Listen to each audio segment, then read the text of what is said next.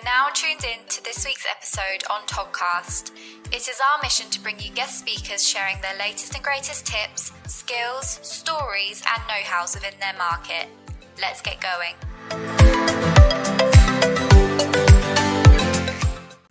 Hi everyone, and welcome to today's Toddcast. We are joined today by Heather Murray, who is a top 20 MarTech influencer, an international AI speaker, and the director of Beesting Digital.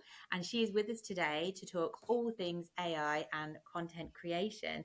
Hi, Heather. How are you today? Thanks for joining. Hello there. I'm very well, thank you. Thanks very much for having me on. No, you're welcome. I am really looking forward to everything you've got to talk about today. Being in marketing with Becca, we're just a really small marketing team. It's just the two of us. So obviously with all this AI stuff happening, we just don't know what we don't know. And, you know, we just go to what we're used to. And it would be really interesting today to get your insights and ideas on how we can use AI in all things content creation. So, yeah. I'm really looking forward to hearing what you've got to say. Okay. Yeah, I mean, it's particularly great for kind of smaller teams, like you say. With two people, it can really make it. You can do the jobs of four now with AI. It sort of really empowers those smaller teams. It's a playing field leveler. Yeah. So let's start. I've got a list of questions here. My first one is, can you explain the role of AI in content creation and how it's evolved over the past few years? Yeah, sure. It's a big question, the role of AI in content creation. I think people get it wrong. I think when you first start using ChatGPT, a lot of people think, right, I'm going to say, write me a LinkedIn post on this, write me a blog on that. It's absolutely not the way to use AI to create content. I'll start at the beginning, I suppose. So AI has been around since the 1940s, 1950s. It's not a new concept at all, but our access to it has radically changed. So what was usually the reserve of more kind of the techie types, I call them, the sort of computer buffs and coders and all of that stuff, they had access to things over the last few years. But in November, so it's only been 12 months. I can't believe how much has happened in 12 months. It was November last year that we all started to get access to the likes of ChatGPT 3.5, Bard, Perplexity, and things like that just came out at that time. And that's when everything changed. So AI, as we know it, and as we're going to talk about today, is only 12 months old, which is just so new in the land of anything, you know, and the speed and pace at which it's changed. So we started off just being able to type in and get these quite limited responses. And now it can see, it can hear, it can speak, it can generate images, it can generate video. It's just incredible. The pace of innovation has just been absolutely insane. So we've had like 10 years of change in about a year, which is what makes it so exciting. But back to the kind of the content creation side of things, and I won't go into too much detail in this first question. I'll be speaking for about an hour. It helps you prepare and research and create better content.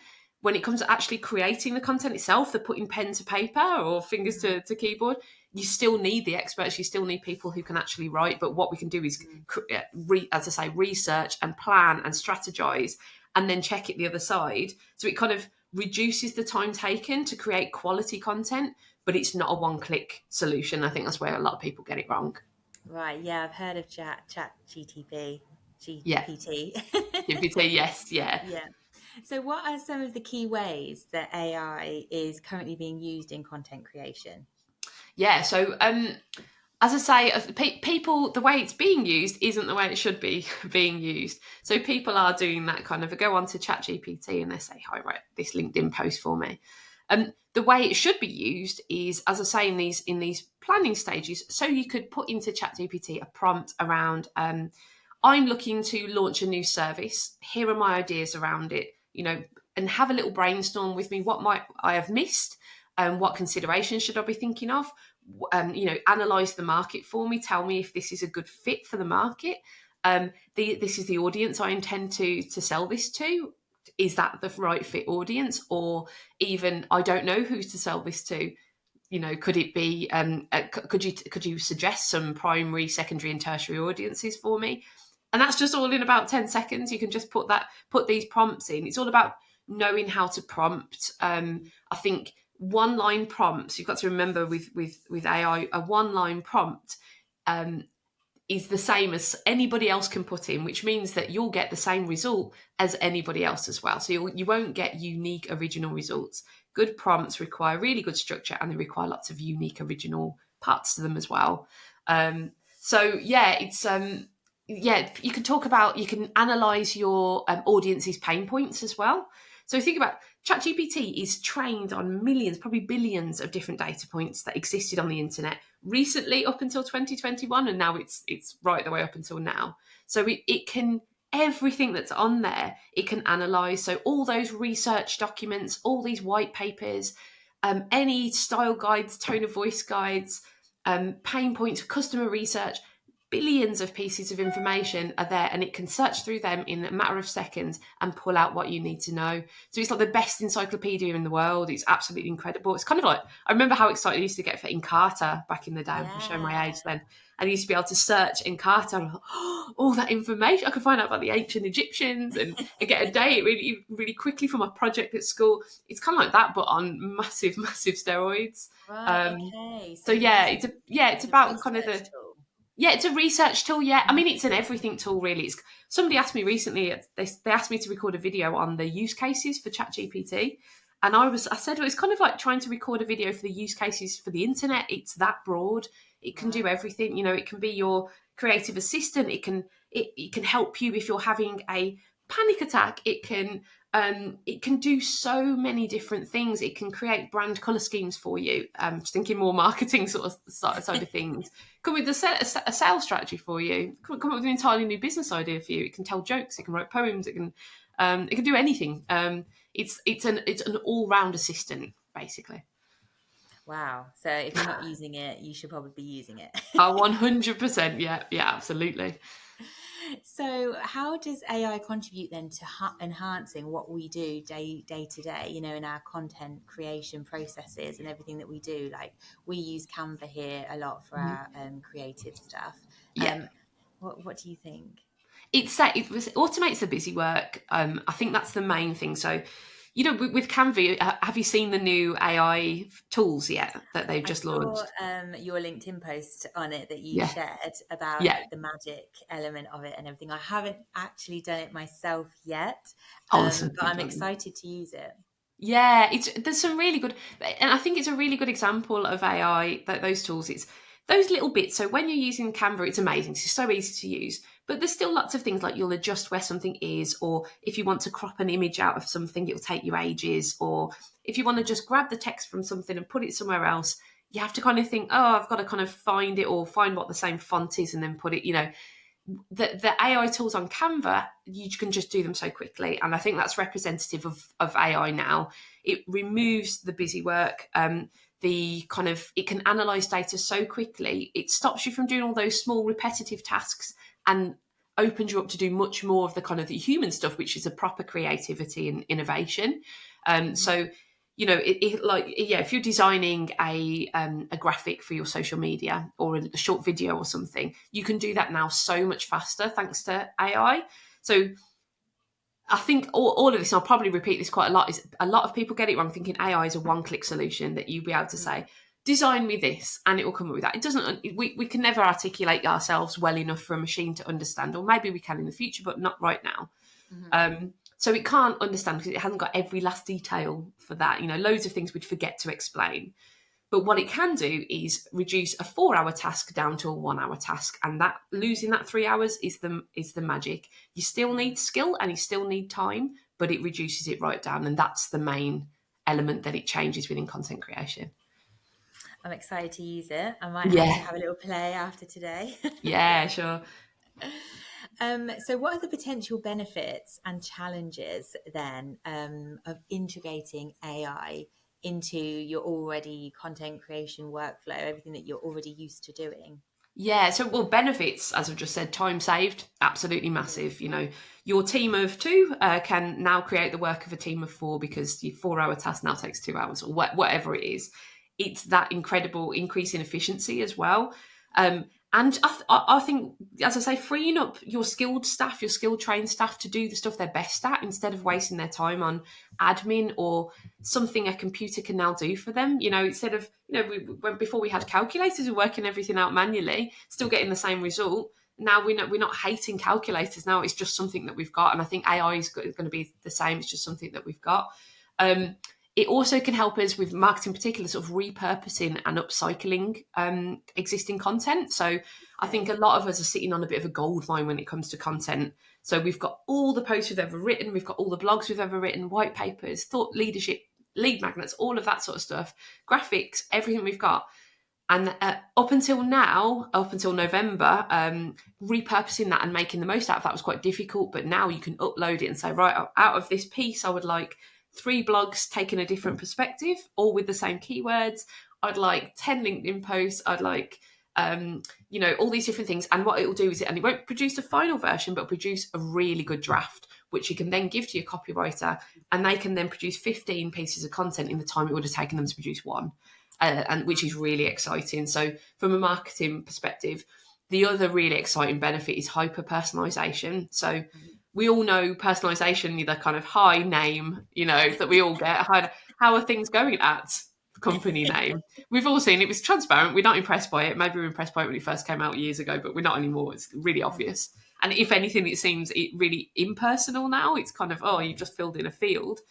But hyper personalization is now possible with AI in that we can dig really deeply. So when a person is on the internet, they leave content breadcrumbs all over the place. So every time you've written a post or contributed to an article or been on a podcast or anything like that, you're leaving these breadcrumbs and these indicators of what you were like, your personality, your achievements, your tone of voice, all of these sorts of things. Now we can gather those content breadcrumbs using AI and really hyper-personalize every piece of content.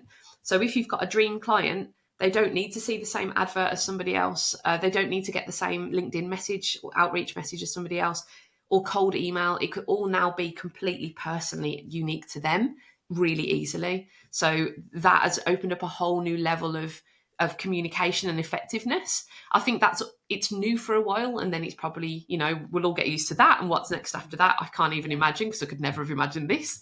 But yeah, hyper personalization, another one of the big benefits. And then challenges, data privacy is a massive one. So we're all putting all this data in. I'm saying you can upload this, and it'll, upload a blog, and it'll give you the LinkedIn post. That blog is now publicly available, not directly, you can't ask for it, but it can spit those words back out to somebody else. Mm-hmm. So anything you put in, if it's sensitive client data, potentially, you will then, it is then available. It can then come out in somebody else's response. So you need to know that it's not private, and that's a real problem. The likes of ChatGPT and other tools are dealing with that by releasing expensive enterprise versions. And that's how they're now private, so your data is guarded in those. So that's how they're getting around it. But for the general public using the free ChatGPT, it's not private at all. I think reluctance as well. People are scared for their jobs. My team of copywriters, why on earth would they want to train in something that they could possibly believe will take their job? They're making themselves redundant by saying, yeah, sure, I'll use ChatGPT for this. They're scared. So you need to kind of communicate better that it is a tool for creative people. It's not going to replace you. It's going to make your output more, and better, and you won't be, moving things around all the time or editing for ages or having to do that repetitive research. You'll be able to spend all the time doing the fun bit. And I think that communication is really key. ChatGPT and other tools as well can also hallucinate. So they can make up information. And it can do it in a really convincing way as well. So you can ask it a question and you might get an incorrect answer, but you don't know. So complacency is a really big challenge with all AI, is people going, right, okay, I got that answer, therefore it's fact, therefore I'm putting it out. And therefore that would breed a whole culture of misinformation. Nobody's fact checking anything. I think with Google, if you have to Google something, you've got a range of results. So you're more likely to get the right thing. With ChatGPT, you have one. So it doesn't hallucinate often, but it does hallucinate. And that's another one of the big challenges that we found. Yeah, that's an interesting fact, actually, because when you do Google something, you've got such a range of different answers and you can take different points from different articles or whatever you're looking at. But with that, it just gives you the answer, doesn't it? So, just gives you an answer. It technically does amalgamate all the responses. It can now, browse with Bing. So it sort of does the Googling for you. But because you're not seeing that process every time, and because it has this kind of hiccup, can't really trust. You can ask it to give you sources, and you click on those sources and then sort of fact check from there, which is quite good, but it's a little bit limited in that regard for sure. Okay. So can you provide any examples of some AI success stories with content creation? Yeah. So in my own agency, we've been using it for a couple of years actually. So I was talking about those content breadcrumbs. There's a tool called Humantic. So it's humantic.ai, and they're amazing. So they pull those content breadcrumbs together and come up with personality profiles of your dream clients. And what we've been doing for a couple of years is for very high ticket, so between sort of 100,000 and £10 million products. We've got our client who wants to sell. They only need to sell a few of them a year to break profit. And so that they have a really, really long sales cycle with their clients. So they need to provide really good personalized content, really nurture them very individually. Like blanket content won't work at all. They're not going to respond to an ad. This is a very, very, you're not going to spend £10 million after seeing an ad, are you? You're going to need to really be convinced. So what we did with likes of Centrica, actually, was a really good example. We used AI to really analyze their dream prospects. So there's only 40 companies in the whole world that could afford their product or that were perfect people. So we looked up those companies. We used AI to then break down the exact right job titles to look into. Then we found the individuals themselves and we analysed the hell out of every single individual. So we knew what the words to use, whether they would like us to put a greeting in their email or not, whether they'd want us to just get straight to the point, or whether they'd want a bit of flattery maybe first. Their whole life stories, not in detail, but we knew significant stuff about them, and also all their pain points as well. So we could communicate really effectively with them with really hyper personalized content. So from the LinkedIn message to a downloadable ebook that is made just for them, not just for their company, which we've had before with ABM, but just for them in particular. So that resulted in £60 million worth of pipeline for Centrica. So it's a massive success for us using AI before it was sort of readily available. And that sort of that type of software is £50 a month. It's pretty amazing what it can do if you put it into a really good. The process itself is quite complicated, but that was a really important part of that process. So yeah, that's probably the best success story we've had so far. So is that an emailing software? It just creates playbooks, so disc profiles. So you get these downloadable PDFs, and then you can just use those within. So I pass that PDF then onto my copywriter. My copywriter reads it and goes, right, okay, I'm going to write these 3 sentences to them, really carefully abiding by all of these rules, and then we send that out to them. So it's really kind of particular. I mean, AI will eventually be able to do that copyright a bit too, that in that section, but at the moment, you can't beat an expert copywriter. No, definitely not. Agree. Yeah. So how does AI impact creativity and content then? You said before, you have to 100% trust the source that it's coming from and you have to do the checks. So, is there any limitations with content creation in itself? Yeah, I think when it comes to creativity, it's definitely a human facet. I don't think AI can be creative. It doesn't have experience. It doesn't have insight. It can't be random. And that's one of the things when you get responses from ChatGPT, there's 2 things: perplexity and burstiness, 2 really good words.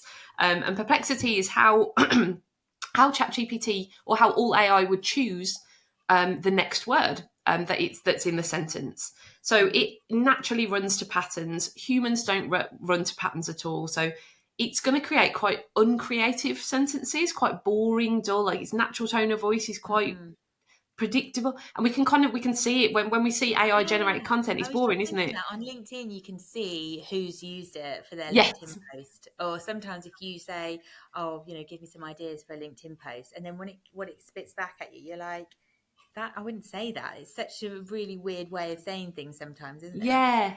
And that's because of perplexity. So every next word it's chosen is at a low level of perplexity, whereas humans operate at quite a high level of perplexity, meaning that we will pick quite randomly our next word. And then there's burstiness, which is quite similar, is how we structure our sentences. So we might say, my sentence might just then have been 15 words, then a 2-word, then a one word, then a 25 word. We don't operate by any patterns. It's just how we feel and how we're speaking and who we're speaking to, or how we're writing. We don't have, like, whereas a computer will have specific patterns. It'd be like, right, I'm going to do 954, 954, 954. And we can also detect that quite quickly as well. So I think when it comes to creativity, it is a computer. It works to a pattern. We are not computers. We don't work to patterns as well. So we will always naturally be able to be much more random and much more creative. I think randomness and creativity are very, very close to each other. Definitely. And yeah, and our own experiences, experience, insight, how could if you talk about creativity and something like thought leadership, how on earth could AI ever talk about a lifetime of experience within a certain role? They can't. They can pull from interviews and kind of mimic it a little bit, but they could never draw the same level of insight as a human. So I don't think it's going to inhibit creativity. I think it's actually going to encourage creativity by removing the busy work, removing that stuff we were talking about that's repetitive and boring and a machine can do in its sleep. Not that it sleeps, but maybe they will in the future. I don't know. It's all getting very scary. So do you think that there is a risk then of like the standardized or formulaic content overshadowing normal and original human creativity? No, I think there's a risk of lots of formulaic content being generated, and it's happening right now, but I don't think it's going to overshadow it, because in the end, the algorithms will respond to what we actually read. And we will scan. We can already see a spot a LinkedIn comment, AI generated comment miles off. We're going to naturally detect. I mean, we can quite well with imagery as well, but we can naturally detect when it's generated by AI.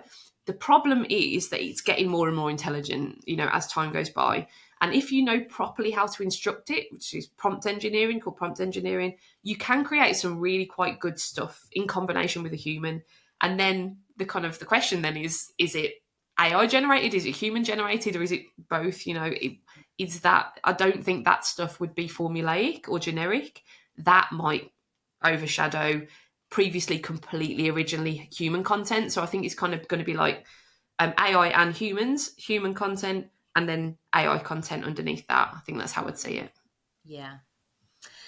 So do you think there are any considerations, or what should people actually be considering when going into content creation with AI, and how AI developers should take into account, the human element of it when using AI for content creation?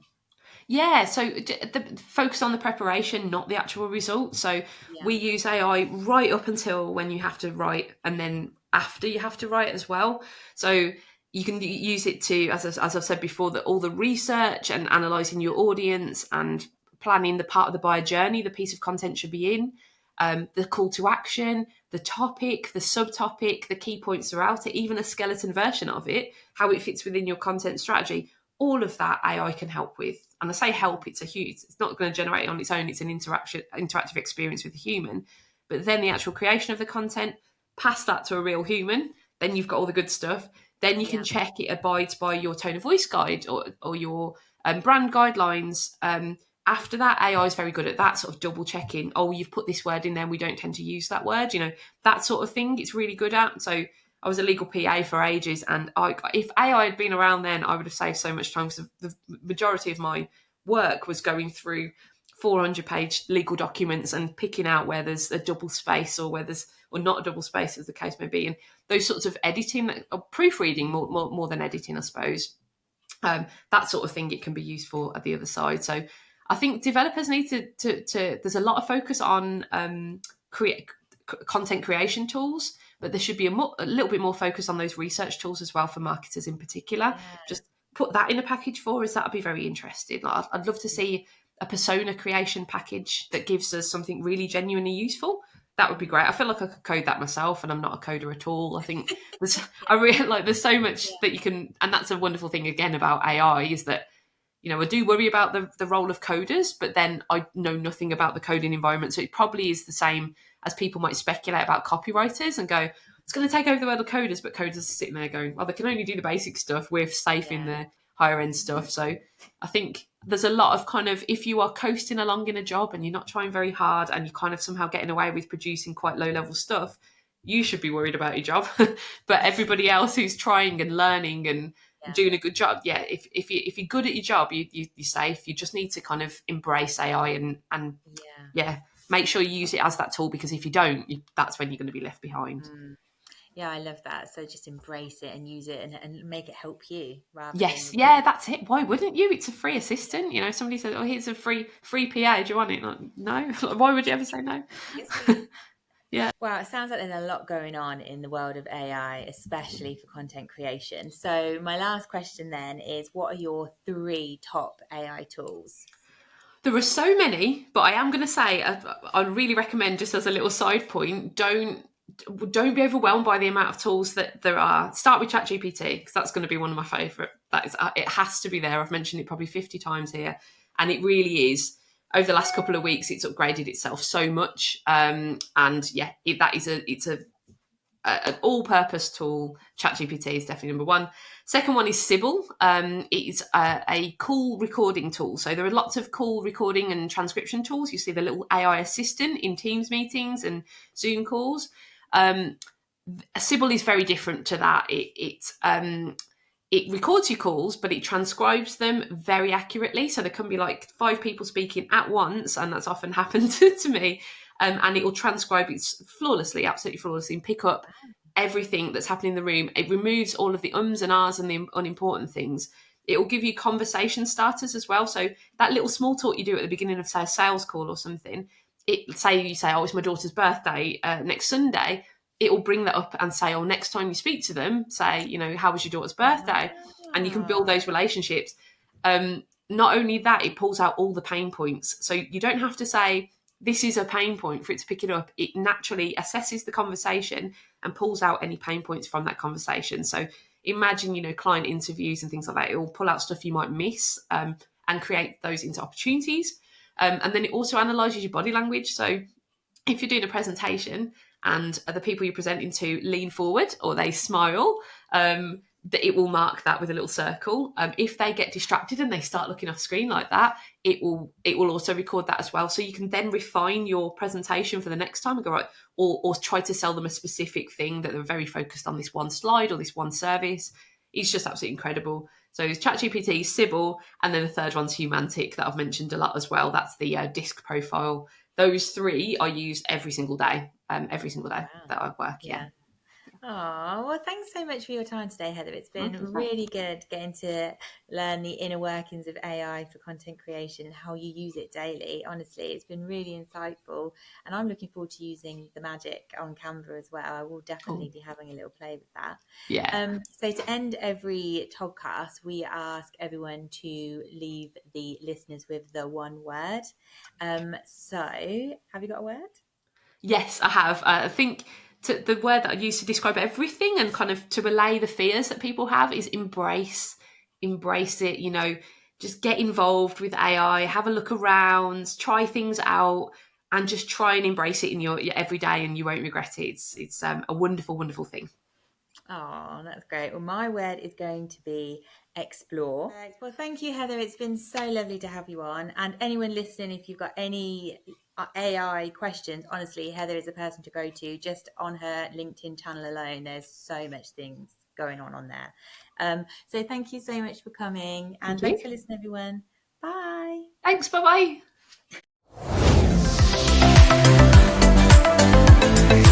That's a wrap for this week's episode.